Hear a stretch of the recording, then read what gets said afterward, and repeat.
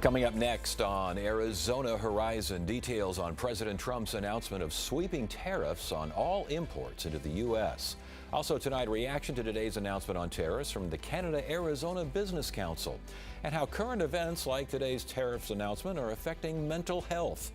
Those stories and more next on Arizona Horizon. Arizona Horizon is made possible by contributions from the Friends of Arizona PBS, members of your public television station. Good evening and welcome to Arizona Horizon. I'm Ted Simons. President Trump today, as expected, announced sweeping new tariffs. The actions include a 10% baseline tax on all imports from all countries and even higher tariff rates on dozens of nations that run trade surpluses with the U.S. The move puts the average effective U.S. tariff rate at its highest level since 1872. All good, according to the president. Our country and its taxpayers have been ripped off for more than 50 years, but it is not going to happen anymore. This is one of the most important days, in my opinion, in American history. It's our declaration of economic independence. For years, hardworking American citizens were forced to sit on the sidelines as other nations got rich and powerful, much of it at our expense. But now it's our turn to prosper. The president labeled today, quote, Liberation Day, and said that the tariffs could raise over $6 trillion in revenue. But some economists predict that the tariffs could hike inflation by more than 2%, creating a loss of buying power per household of between $3,400 and $4,200. That has one car dealer worried. That car could go from $30,000 ostensibly to $37,500. And it's that quick. And that kind of change in a price moves that payment $175 a month. And our customers, they're middle-class people. They just can't afford that kind of bump. But when it comes to tariffs in general, Republicans on Capitol Hill say that no one really knows what the impact will be. I understand where the president's coming from. America's the wealthiest country in all of human history. Our people like to buy stuff. The president's saying if you're a business in a foreign country and you want to sell to America, move your business here and hire Americans. And in the long run, he's right. But as I've said repeatedly, in the long run, we're all dead. Short run matters too. Nobody knows what the impact of these tariffs is going to be on the economy.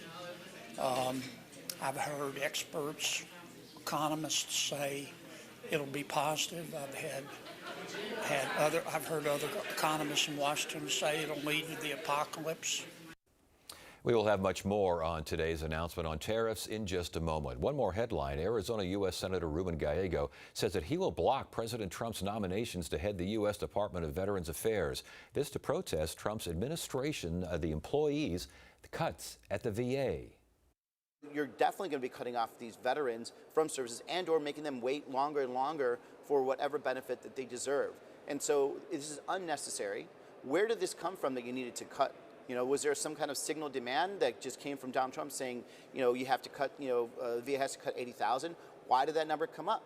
You know, if we're trying to deliver services, let's focus on that first. Minus these arbitrary cuts that were designed by either Elon Musk or Donald Trump, they really are not based on any reality of what the veterans need right now. Gallego says that he will delay the Trump appointments by using a Senate procedural move that prevents a particular matter from getting a floor vote.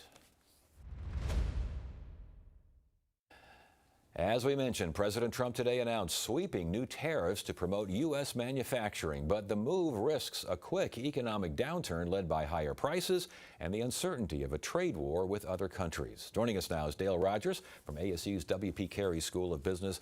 Good to have you here, Dale. Really appreciate you coming in on this day and helping us make sense of everything that was announced today. What are your initial thoughts?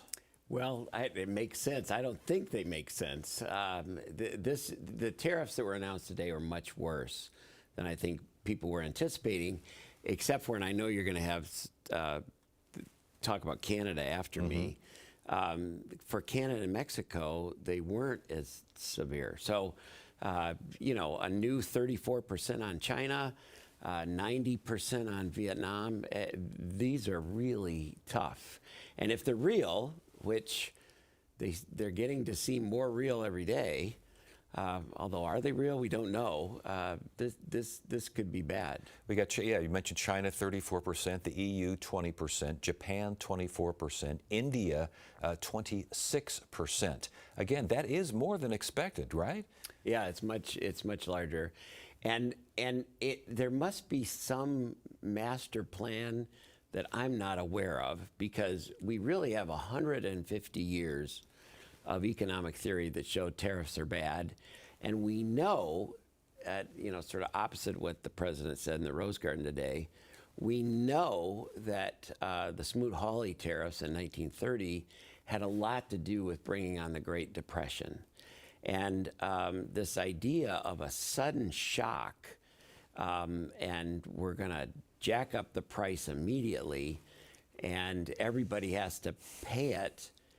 You can't move plants that fast. It really is crazy. Will we see things like special aid to farmers, like we did during the Trump tariffs back in his first term? These sorts of carve-outs and cutouts. I think they'll probably have to do that. The 2018 tariffs they put on, there was really tons of carve-outs. And while it did have a very negative impact on certain industries and American companies, overall they weren't too bad, because, if you were paying the tariffs in 2018, you really didn't know what you were doing, because there's ways to get out of it. Right, right. You mentioned again China 34, Japan 24, India 26, EU 20. And we're very concerned about what happens to Americans when these tariffs go into effect. What happens to those countries?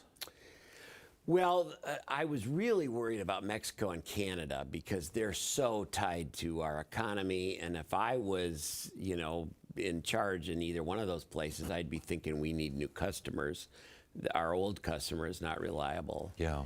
The thing he said in the clip you just showed, economic independence, we've really built this structure over the last 70 years of interdependence, and we're going to tear it down in a year or a month or a 4-year presidential term. It doesn't really make sense. One of his quotes is, "The country's been looted, pillaged, raped, plundered by other nations." Does he have a point? No, I don't think so. I mean, where does everybody want to live? They want to live here, and it's partly because we move the messy stuff off our balance sheet and we move it to other places. Should we be sewing clothes? You got a beautiful tie on, Ted. Thank you. Should we be sewing ties here in the U.S.? It doesn't make any sense to do that when we can move that outside the United States and get it done for a fraction of the cost. You don't want your tie to cost $500. No, I really don't. Another quote, "Jobs and factories will come roaring back into our country." Does he have a point there? Well, I think probably there will be some movement, but the problem is that supply chains are complex, and there's a lot of stuff that gets manufactured that we don't know how to do, and it'll take us several years to bring back that capability. And do we even want to? Do we want to assemble computers here? I don't think we do. He says that this will pay down our national debt, will generate trillions and trillions of dollars. What do you make of that? Well, who will pay those dollars? So basically, if we're going to, because I think what they want to do is get rid of income taxes and go back to tariffs like we did up until 1913. And really, that's a trade where you're trading a tax on income, where people that make more income have to pay more, for a consumption tax, because that's what a tariff really is. And a consumption tax, the burden will be on just regular people. Interesting. People that voted for him. Yes. He also targeted non-monetary barriers, things like currency manipulation, subsidies, theft of intellectual property. In my classes, we call those non-tariff trade barriers. And like, for instance, Japan, they didn't want American popcorn to come into Japan. So they would do this test to say you have to have less than 2% of the kernels that don't pop. So all the popcorn companies in the U.S. had to change that.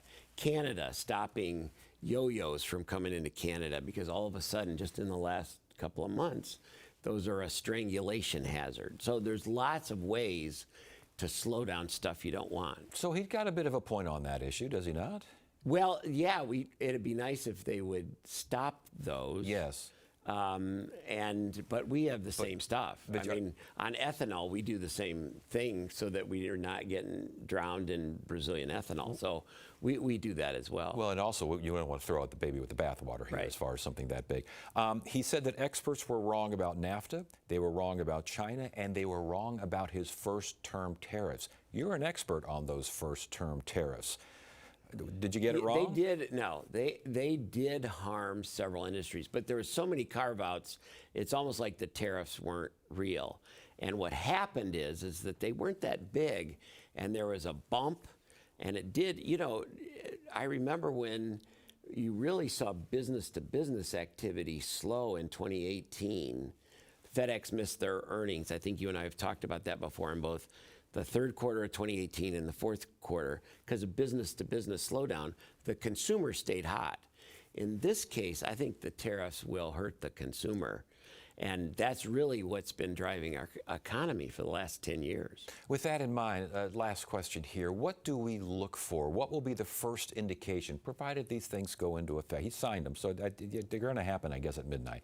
But provided they go into effect and they stay in effect for a considerable period of time, what do we look for? Good, bad, and all points in between?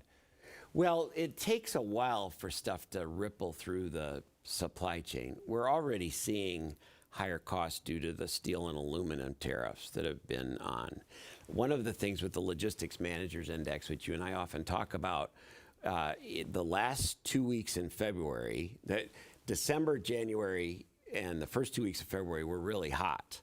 The last 2 weeks of February, we're seeing logistics activity really slow down, and for the whole month of March. So that's brand new. It just came out on Tuesday, but we've seen a dramatic decrease in prices for transportation and warehousing. Interesting. All right. Always a pleasure having you here and helping us, again, make sense of a lot of stuff that is... Something that doesn't make sense. Thanks for joining us. We appreciate it. Great to be with you. There's something about being human that makes us want to leave our mark. Here in Arizona, there are petroglyph sites all over the state. Today, we'll be visiting 2 sites right near the valley. We'll visit a trail where there are hundreds of carvings to marvel at, and we'll explore another trail where it can only be found through a dedicated search and a little bit of luck. Thursday night at 7:30 on Arizona PBS. Austin City Limits celebrates 50 years with brand new performances from The Mavericks, Chris Stapleton, Gary Clark Jr. with Yves Montse, Indigo Girls with Brandy Clark and Cam, Leon Bridges, and more. Join us for behind-the-scenes moments and relive music history from the ACL archive with your hosts, Genevieve and Jared Padalecki. Friday night at 8 on Arizona PBS. Canada and Mexico were left out of country-specific tariffs announced by President Trump today, but Canada in particular still faces previous tariffs, along with specific actions against steel, aluminum, and autos. What does all this mean for Arizona's historically strong relationship with Canada? For that, we welcome Glenn Williamson. He's the founder and CEO of the Canada-Arizona Business Council. Glenn, always a pleasure. Good to have you here. Good to be here, Ted. What'd you make of what happened today? From chaos comes opportunity. I believe this was about as much chaos as you can throw into a pot as possible. And you're going to stop right there. I'm going to stop right there. Did it feel like, from a Canadian perspective, that you dodged a bit of a bullet?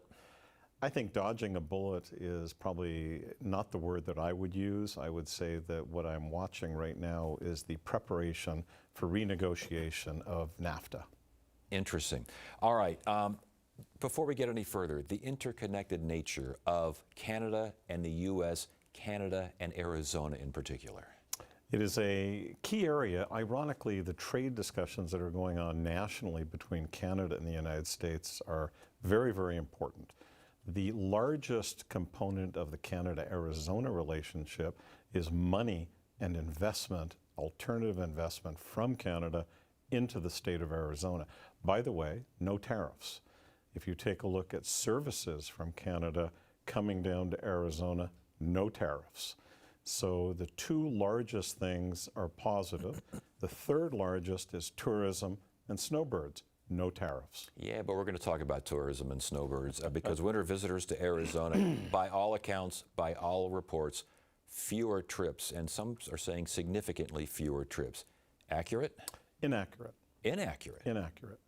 Please. Let me explain to you the Canadian diaspora. The border crossing on the north is going to get hit the hardest because the Canadians go back and forth and back and forth.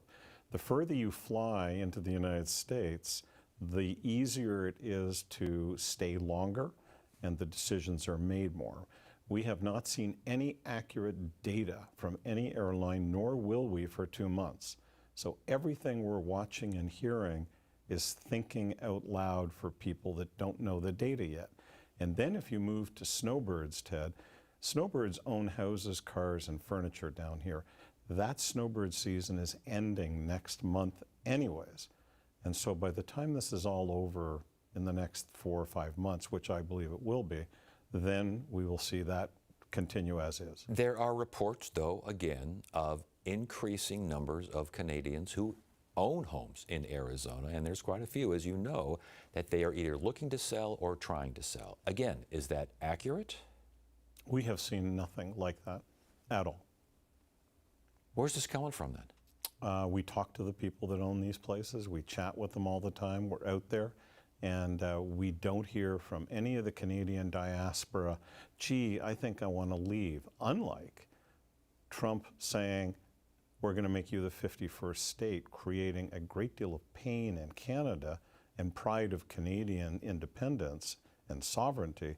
Those Canadians, when it's minus 20 degrees, are going to go somewhere. And America is still the place they come to, and Arizona is one of those key places. Is there an impact for requiring registration if staying for 30-plus days? Has that no impact there either? No different than going to an overseas place in Europe or Asia. I'm seeing a report that advanced booking flights for Canadian-U.S. flights, advanced bookings down 70%. You're not buying it, are you? Completely inaccurate. That's a fallacy. I've seen the same reports.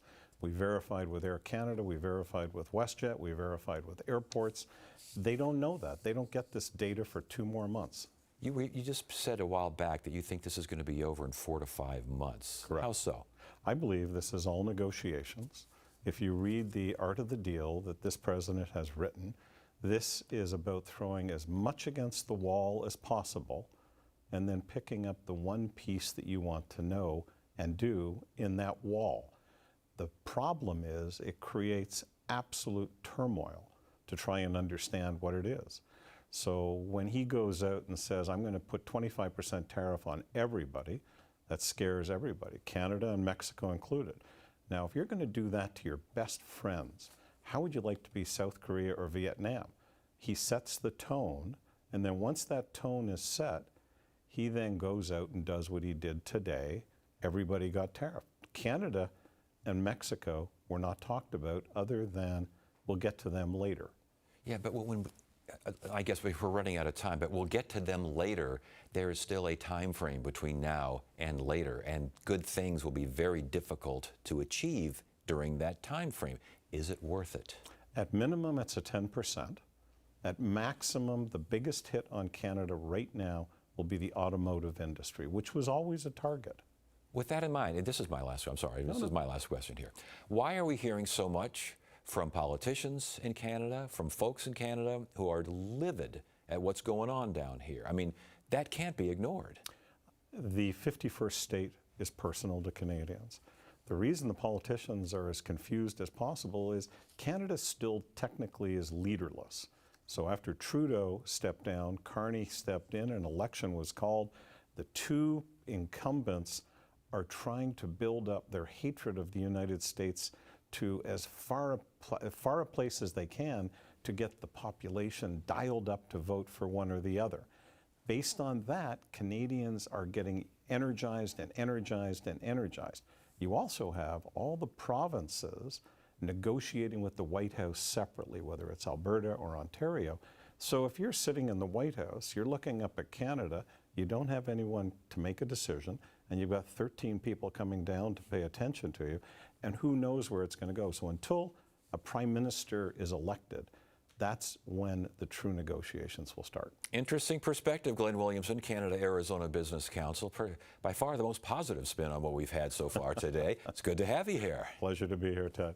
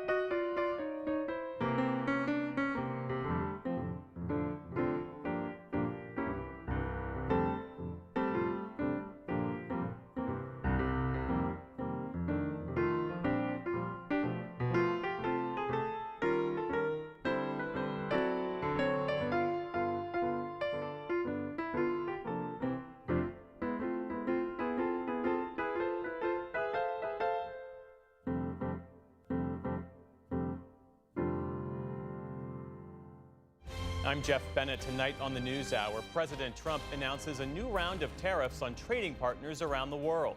That's at 6 on Arizona PBS.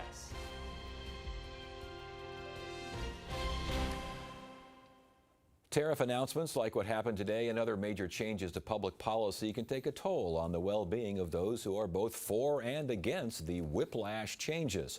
With more on this, we welcome Jose Luis Madera from Valleywise Health. Good to see you. Thanks for joining us. Yeah, nice to be here.